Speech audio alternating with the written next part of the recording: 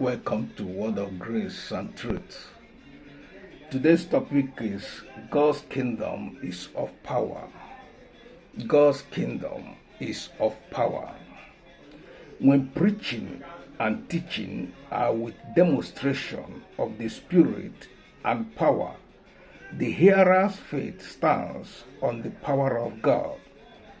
But when teaching and preaching is with the enticing words of man's wisdom, the cross of Jesus becomes ineffective, despite that the kingdom of God is of power and not of word. You see, despite we preach the kingdom of God with word, when we preach it, God confirms the word with signs and wonders. That is why the kingdom of God is of power. But when teachers and preachers preach it and teach it with enticing word of man's wisdom, you will see God confirming the kingdom of God with signs and wonders. So the kingdom is preached with the demonstration of power and spirit, because God is confirming the word, the gospel of Jesus Christ, preached by men and women. But when we preach it with man's enticing word and man's wisdom, you see that after the ministration, there will be no confirmation. From the beginning, the apostles were raised. They went out and God working with them, confirming their word, because they were preaching Jesus and Him crucified. But when we use enticing word of man and relegate the gospel of Jesus and Him being crucified, after the ministration or during the ministration, you will observe that there is no demonstration of spirit and no demonstration of power. But the kingdom of power, it is not of words.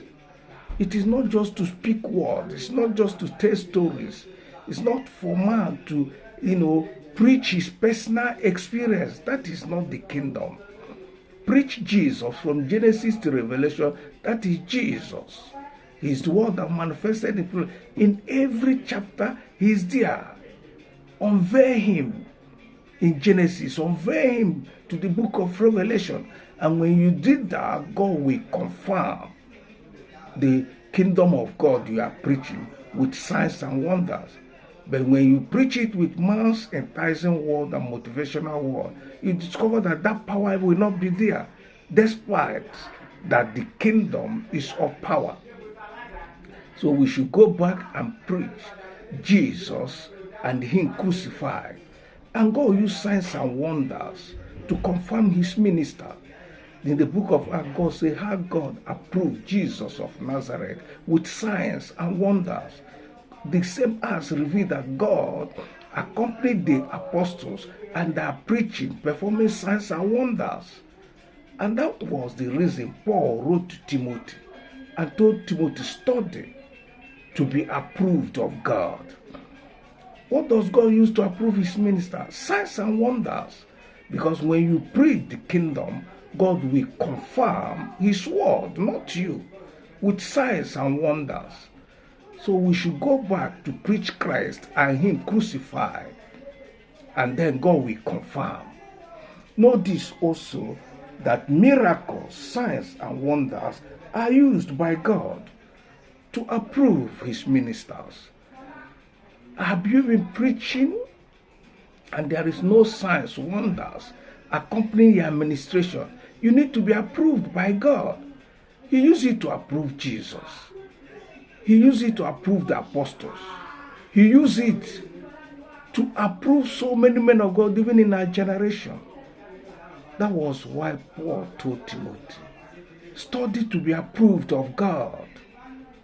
Study to be approved of God.